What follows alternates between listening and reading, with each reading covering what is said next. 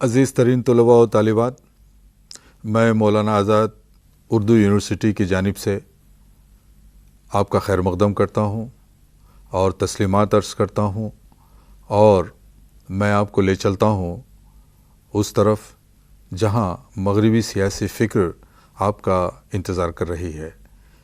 اس مغربی سیاسی فکر میں آج ہم افلاطون اور ارسطو کے حصے پر تجزیاتی نظر ڈالیں گے اور بات چیت کریں گے اور ان کے فلسفے کے مختلف پہلوؤں کا جائزہ لیں گے۔ مغربی سیاسی فکر میں افلاطون اور ارسطو کا کیا حصہ رہا، آج ہم اس موضوع پر گفتگو کریں گے۔ افلاطون 427 قبل مسیح میں ایتھنز میں پیدا ہوا۔ اس کے والدین اشرافیہ طبقے سے تعلق رکھتے تھے اور اس کے آباء و اجداد حکمران تھے۔ افلاطون کے دل میں بھی اقتدار کا تصور انگڑائیاں لے رہا تھا، لیکن وہ اس وقت چکنا چور ہو گیا جب اس کے استاد سقراط کو یونان کی جمہوری حکومت نے سزائے موت سنائی۔ افلاطون اپنے استاد کو بچانے کی لاکھ کوشش کیا، لیکن سقراط کو زہر کا پیالہ پینا پڑا اور افلاطون نے اپنی جان بچاتے ہوئے ایتھنز سے راہ فرار اختیار کی اور وہ مصر، یونان اور اطالیہ کی خاک چھانتا رہا۔ 10-12 برس کے بعد وہ دوبارہ ایتھنز واپس ہوا اور وہاں اس نے ایک اکیڈمی قائم کی جسے ہم اس زمانے کی یونیورسٹی کہہ سکتے ہیں۔ اس اکیڈمی میں اس نے جیومیٹری، میتھمیٹکس، ایسٹرونومی، علم فلکیات، الجبرا اور فلسفی سب سے بڑھ کر یہ تمام موضوعات کو درس و تدریس کا حصہ بنایا گیا۔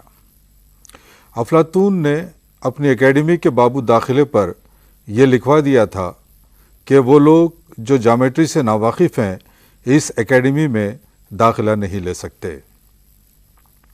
افلاطون نے یوں تو بہت سی کتابیں لکھیں، لیکن اس کی مشہور و معروف کتابوں میں اپولوجی، معافی نامہ یا معذرت خواہی، کریٹو، لاز، قوانین، اسٹیٹسمین، مدبر اور ریپبلک، جمہوریہ۔ سب سے اس کی اہم تصنیف جمہوریہ ریپبلک رہی۔ جمہوریہ میں افلاطون نے ایک مثالی ریاست کے تصور کو پیش کیا۔ اس نے اس مثالی ریاست میں انصاف کو یقینی بنانے کی کوشش کی اور اس کا نظریہ انصاف بہت اہمیت کا حامل ہے۔ انصاف کا تصور افلاطون کے ہاں عدالت سے وابستہ یا مربوط نہیں رہا، بلکہ وہ ایک اخلاقی قوت کا نام تھا۔ جس طرح اس کے استاد سقراط نے کہا تھا کہ ورچو از نالج، نیکی ہی علم ہے، اور افلاطون کا بھی یہ یقین تھا کہ نیکی ہی علم ہے اور اخلاقی اور باطنی اور روحانی قوت انسان کی وہ انصاف کو یقینی بناتی ہے۔ ایتھنز کی مثالی ریاست میں شہری ایک دوسرے کا پاس و لحاظ رکھتے تھے اور ایک دوسرے سے صلہ رحمی کا سلوک کیا کرتے ہیں، اسی لیے انصاف وہاں پر سب کو ملتا ہے۔ بے انصافی کا بھی سوال اس واسطے نہیں اٹھتا کہ حکمراں طبقہ اور محافظ طبقہ وہ اچھی طرح جانتا ہے کہ لوگوں کے ساتھ کس طرح سے انصاف کیا جائے، ان کے حقوق کو محفوظ رکھا جائے۔ افلاطون کا دوسرا اہم تصور وہ تعلیمی تھا۔ اس نے تعلیم کا ایک منصوبہ اپنی مثالی ریاست میں پیش کیا۔ تعلیم کے ذریعے ہی سے شہریوں کے کردار کی تربیت کی جا سکتی تھی۔ کردار سازی میں اور اس کی تشکیل میں سب سے اہم رول تعلیم کا ہوتا ہے۔ پلیٹو کے خیال کے مطابق ابتدائی سے بچے کو کھیل کود کی تعلیم دی جائے، کثرت کی تعلیم دی جائے، یعنی جمناسٹک کی تعلیم دی جائے، اور اس کو جسمانی طور پر توانا، مضبوط اور طاقتور بنایا جائے۔ جب وہ 17 برس کا ہو جائے تو اس وقت اس کو میتھمیٹکس، لاجک اور فلسفہ اور دوسرے مضامین کی تعلیم دی جائے۔ افلاطون کا یہ تعلیمی منصوبہ بتدریج آگے بڑھتا ہے۔ 20 برس کے مرحلے پر ایک امتحان رکھا جاتا ہے۔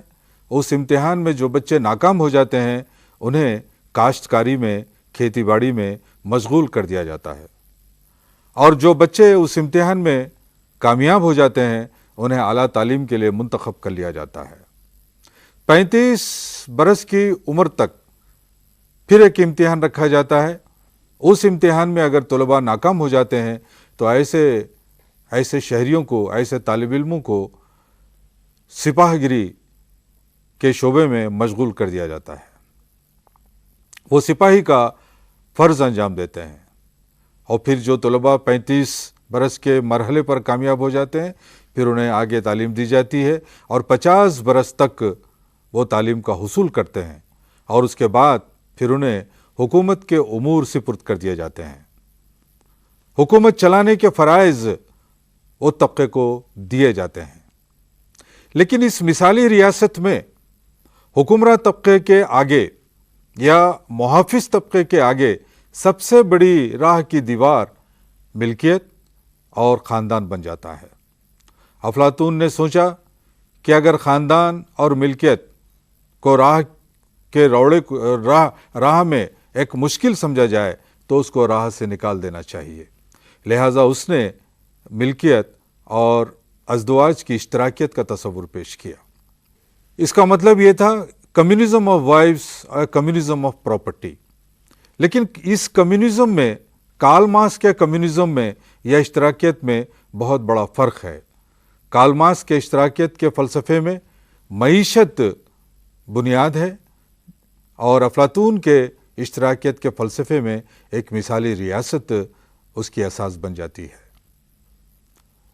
جہاں تک بیویوں کی اشتراکیت کا تصور تھا، اس نے کہا کہ ایتھنز کے خوبصورت نوجوانوں اور لڑکیوں کو شہر سے دور رکھا جائے، کمیونز میں، وہ ایک جگہ تناول طعام کریں، ایک کیمپ میں رہیں اور آزادانہ طور پر میل جول کرتے رہیں۔ ہونے والے بچوں کو ریاستی سطح پر ریاست کی جانب سے ان کی تربیت کی جائے، دواخانوں میں، اسپتالوں میں حکومت کی طرف سے ان کی تربیت کی جائے۔ جب وہ بڑے ہو جائیں تو پھر انہیں حکومت کا کاروبار چلانے کے لیے مامور کر دیا جائے۔ ایسے بچوں کو اس بات کا پتہ نہ چلے کہ ان کے والدین کون تھے، اور والدین کو اس بات کا پتہ نہ چلے کہ ان کی اولاد کون ہے۔ افلاطون کے عزیز ترین شاگرد ارسطو نے بیویوں کے اشتراکیت کے اس تصور پر کڑی تنقید کی۔ اس نے کہا کہ اس سے سماج میں انتشار اور لاقانونیت کی راہیں ہموار ہوتی ہیں، خون خرابہ ہوتا ہے، بد امنی پھیلتی ہے۔ اور پھر جہاں تک ملکیت کا سوال تھا، افلاطون نے کہا حکمراں طبقے کے لیے اور حکمراں کے معاون محافظ طبقے کے لیے جائیداد کا رکھنا زہر ہلال سے زیادہ نہیں، لہٰذا اس نے حکمراں طبقے کو ملکیت کے حق سے محروم کر دیا۔ افلاطون کے اس تصور پر بھی ارسطو نے کڑی تنقید کی۔ اس کا خیال تھا کہ خاندان کے ساتھ ساتھ ملکیت بھی انسان کے لیے بے حد ضروری ہے، لیکن افلاطون نے اپنی مثالی ریاست میں اس تصور سے حکمراں طبقے کو ملکیت سے اور بیویوں سے محروم کر دیا۔ البتہ اس نے کاشتکاروں کو اس حق سے متصف کیا۔ کارخانوں میں کام کرنے والے مزدور، ان کو اس حق سے متصف کیا گیا، لیکن حکمراں طبقے کو ملکیت سے اور خاندان سے محروم کر دیا گیا۔ افلاطون نے اپنے فلسفے میں جس بات پر زور دیا وہ امن و امان تھا۔ افلاطون جس دور میں سانس لے رہا تھا وہ بدامنی کا دور تھا، ہر طرف لاقانونیت پھیلی ہوئی تھی، اور یونان کی یا ایتھنز کی جمہوری حکومت نے جو اقدامات کیے تھے اس سے افلاطون متفق نہیں تھا، اس لیے وہ جمہوری طرز حکومت کا حریف بن گیا۔ اس نے کہا کہ سب سے اچھی طرز حکومت اشرافیہ کی طرز حکومت ہوتی ہے۔ اس نے حکومت کی شکلیں پیش کی۔ فرد واحد کی حکومت بادشاہت کہلاتی ہے، مختلف افراد کی حکومت اشرافیہ کہلاتی ہے، اور پھر مختلف اشرافیہ جب مختلف مراحل سے گزرتی ہے تو پھر وہ اولیگارکی میں تبدیل ہو جاتی ہے۔ لیکن سب سے اچھی حکومت وہ ہوتی ہے جو اقتدار متوسط طبقے کے ہاتھ میں ہوتا ہے، اس سے انقلابات سماج میں نہیں آتے۔ افلاطون کی سیاسی فکر کا بہت بڑا مقام فلسفے کی دنیا میں ہے۔ اس نے ایک نئی جہت، ایک نئی سمت فلسفے کو دی، اور آنے والی نسلوں کے لیے اس نے مشعل راہ کا کام کیا۔ ہم آگے بڑھتے ہیں تو دیکھتے ہیں کہ افلاطون کے شاگرد عزیز ارسطو نے بھی فلسفے کی دنیا میں بہت سارے اہم کام انجام دیے۔ اس نے تقریباً 170 کتابیں لکھیں، لیکن ہمارے پاس آج 47 کتابیں ہی اس کی موجود ہیں۔ ان تمام تصانیف میں ارسطو کی سب سے اہم تصنیف پولیٹکس یا سیاسیات ہے۔ ارسطو مقدونیہ کی صغیرہ علاقے کا باشندہ تھا، وہ وہیں پیدا ہوا تھا۔ جب اس کی عمر 17 برس کی ہوئی تو وہ ایتھنز آیا اور افلاطون کی اکیڈمی میں داخلہ لیا، اور وہاں اس نے 20 برس تک افلاطون کے قدموں میں تعلیم حاصل کی، اور پھر وہ کچھ عرصے کے لیے مقدونیہ چلا گیا، اور مقدونیہ میں اس نے سکندر اعظم کے اتالیق کی حیثیت سے اپنے فرائض انجام دیے۔ جب 335 قبل مسیح میں سکندر تخت نشین ہو جاتا ہے تو اس وقت وہ دوبارہ ایتھنز واپس ہوتا ہے، اور وہ وہاں افلاطون کی اکیڈمی کی طرح اپنی ایک اکیڈمی قائم کرتا ہے ایسیلیم میں، اور وہاں وہ مختلف قسم کے علوم کو پیش کرتا ہے، اور طلباء ان مختلف قسم کے علوم سے بہرور ہوتے ہیں۔ ان علوم میں علم نجوم، جیومیٹری، میتھمیٹکس، منطق، لاجک، فلسفی، ایمبریولوجی، زولوجی، اس قسم کے علوم اس اکیڈمی میں پڑھائے جاتے رہے، اور ارسطو نے امپیریکل اسٹڈیز پر توجہ دی۔ امپیریکل میتھڈ کو اس نے اڈاپٹ کیا۔ امپیریکل میتھڈ کے معنی یہ ہے کہ تجرباتی طور پر، مشاہداتی طور پر نتائج اخذ کیے جائیں۔ اس نے ریسرچ اور تحقیق کے سلسلے کو شروع کیا۔ اس کی مدد کے لیے بہت سے پروفیسرز، بہت سے علماء و فضلاء ہوا کرتے۔ وہ اعداد و شمار، مختلف قسم کے اساطیر اس کے سامنے پیش کرتے، اور وہ مختلف قسم کے کانسٹیٹیوشنز کا مطالعہ کرتا، اور پھر اپنے مشاہدات کی روشنی میں، اپنے تجربات کی روشنی میں وہ نتائج اخذ کرتا۔ ارسطو نے سب سے اہم نظریہ جو پیش کیا وہ انقلاب کا تصور ہے۔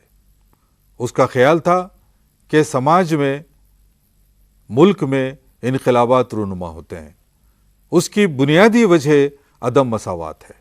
اگر شہریوں کو حکومت کے کاروبار میں مساویانہ سلوک نہ دیا جائے تو وہ بے اطمینانی کا شکار ہوتے ہیں، اور ان کے اندر حکومت کے خلاف حقارت پیدا ہوتی ہے، اور وہ جذبہ بڑھتے بڑھتے بغاوت کی شکل اختیار کر لیتا ہے۔ یا پھر انقلاب اس وقت آتا ہے سماج میں جب حکمراں طبقہ دستور کے کسی حصے کو منسوخ کر ڈالتا ہے، یا حکومت کی شکل بدلنے کی کوشش کی جاتی ہے۔ اگر جمہوری طرز حکومت ہے تو اس کو اشرافیہ طرز حکومت میں تبدیل کرنے کی کوشش کی جاتی ہے، یا اشرافیہ طرز مملکت ہے تو پھر اس کو جمہوری طرز مملکت میں تبدیل کرنے کی کوشش کی جاتی ہے، تو پھر ملک میں، سماج میں انقلاب پیدا ہوتا ہے۔ اس انقلاب کے سدباب کے لیے ارسطو نے بہت سے تجاویز پیش کی۔ اس نے کہا کہ سب سے پہلے تو حکمراں طبقے کو اس بات کا خیال رکھنا چاہیے کہ پورے مملکت میں انصاف اور عدل سے کام لیا جائے. سماج کے کسی بھی طبقے کو اس بات کی شکایت نہ ہو کہ اسے محرومیوں کا اور ناآسودگیوں کا شکار کیا جا رہا ہے. تب کہیں جا کے انقلاب کو یا بغاوت کو روکا جا سکتا ہے. اس کے علاوہ اس نے ایک تجویز یہ رکھی بغاوت کو روکنے کی کہ شہریوں میں حب الوطنی کے جذبات کو اجاگر کیا جائے. انہیں یہ بتایا جائے کہ کس طرح سے ان کا ملک خطرات کا شکار ہو رہا ہے، کس طرح سے اس ملک کے اطراف دشمن اور اس کے حریف اکٹھا ہو رہے ہیں، اور کس طرح سے اس ملک کو خارجی یا داخلی انتشار پسند طاقتوں کا سامنا کرنا پڑ رہا ہے. اس چیلنج سے نمٹنے کے لیے شہریوں کو حب الوطنی سے، اپنے وطن سے محبت کرنی چاہیے، اپنی ریاست کے ساتھ تعاون کرنا چاہیے. تب کہیں جا کے امن و امان یا پھر ریاست کا استحکام ہو سکتا ہے. ارسطو کا تصور، جسے آج ہم ریئیکشنری کہتے ہیں، وہ سب سے بڑا یہ تھا کہ اس نے خواتین کو مساویانہ حقوق نہیں دیے.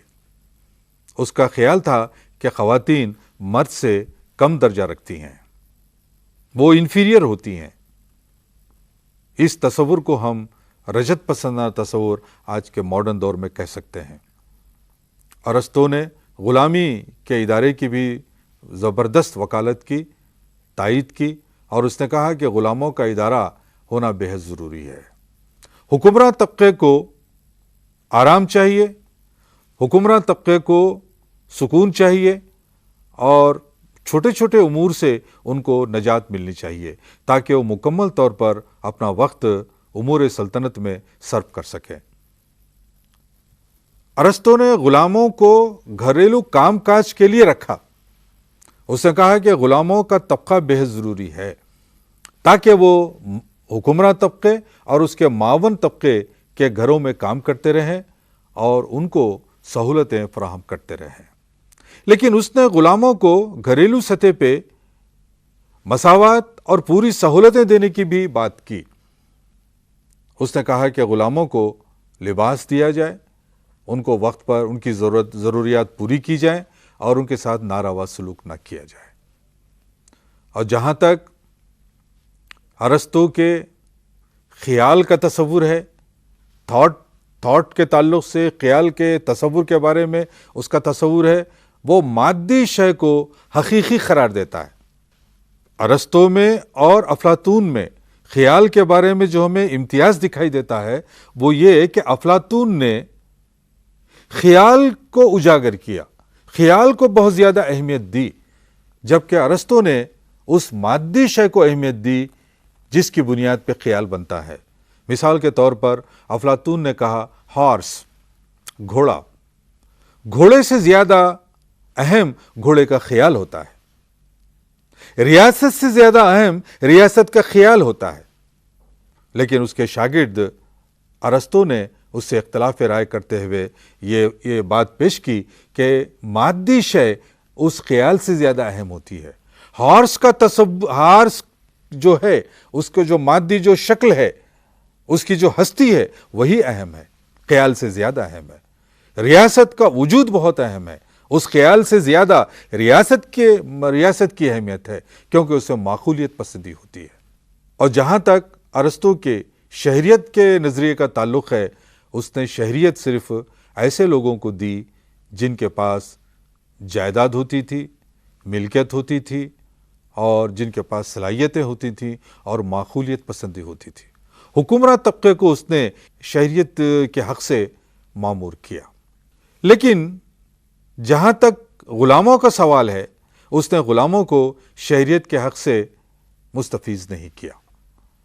اس کے علاوہ خواتین کو بھی اس نے شہریت کا حق نہیں دیا.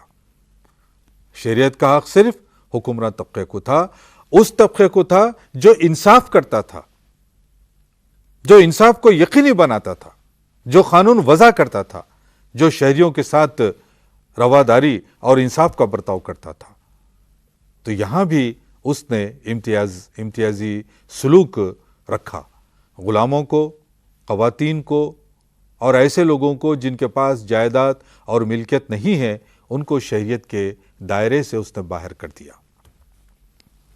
تو جہاں تک ارسطو کا مغربی سیاسی فکر میں حصہ ہے، کلیدی رول ہے، وہ بہت اہم ہے۔ سارے میڈیول دور میں، قرون وسطیٰ میں، عہد قدیم میں افلاطون اور ارسطو کے افکار عالمی سطح پر سمجھے جانے لگے، پڑھے جانے لگے۔ دنیا کی مختلف زبانوں میں جیسے لیٹن، عربی، فرانسیسی، جرمنی، مختلف زبانوں میں ارسطو کی تصانیف کا ترجمہ کیا گیا اور اس کے فلسفے کو سمجھنے کی کوشش کی گئی۔ اسی طرح افلاطون کے فلسفے کو بھی سمجھنے کی زمانہ کوشش کرتا رہا۔ افلاطون نے 80 برس کی حیات پائی اور 80 برس کی عمر میں وہ اس جہان فانی سے کوچ کیا، اور ارسطو نے 62 برس کی عمر پائی اور 62 برس کے بعد وہ اس جہان کو الوداع کہا۔ لیکن ان دونوں نے فلسفے کی دنیا میں بہت زبردست رول پلے کیا، بہت ہی کلیدی کردار ادا کیا، جو آج بھی ان کے افکار عالیہ تمام یونیورسٹیز میں پڑھائے جاتے ہیں اور ان پر غور و فکر کیا جاتا ہے۔ جیسے ارسطو نے کہا تھا، ارسطوٹل نے ایک زمانے میں، اس دور میں، کہ man is a political animal by nature, man is a social animal by nature. فطری طور پر انسان ایک سماجی جانور ہے، فطری طور پر ایک انسان سیاسی جانور ہے۔ بغیر اسٹیٹ کے، مملکت کے بغیر کوئی فرد بھی پرامن زندگی نہیں بسر کر سکتا۔ ریاست کو ارسطو ایک فطری ادارہ قرار دیتا ہے۔ وہ کہتا ہے کہ ابتدائی زمانے میں خاندان، میاں بیوی بچے صحراؤں میں رہا کرتے تھے، لیکن وہ زندگی ان کی دکھوں سے بھری ہوئی تھی، ان کی ضروریات کی تکمیل نہیں ہو رہی تھی، لہذا آہستہ آہستہ ایک ولیج، ایک گاؤں، ایک دیہات کا ظہور ہوا۔ دیہاتی زندگی میں بھی شہریوں کی ضروریات کی تکمیل نہیں ہو رہی تھی، پھر آہستہ آہستہ دیہات پھیلنے لگے اور پھر شہر اور پھر ریاست کی تکمیل ہوئی۔ ریاست معرض وجود میں آیا اور بغیر ریاست کے کوئی شہری بھی زندہ نہیں رہ سکتا۔ ریاست کا وجود شہریوں کے لیے بے حد لازمی ہے۔ ریاست ایک مکمل، ایک جامع ادارہ ہے۔ اب ریاست سے آگے کوئی ارتقائی سفر نہیں ہے۔ انسان کا ارتقائی سفر صحرا سے لے کر دیہات اور دیہاتوں سے لے کر سماج اور پھر اس کے بعد ریاست پہ ختم ہو جاتا ہے۔ تو ہم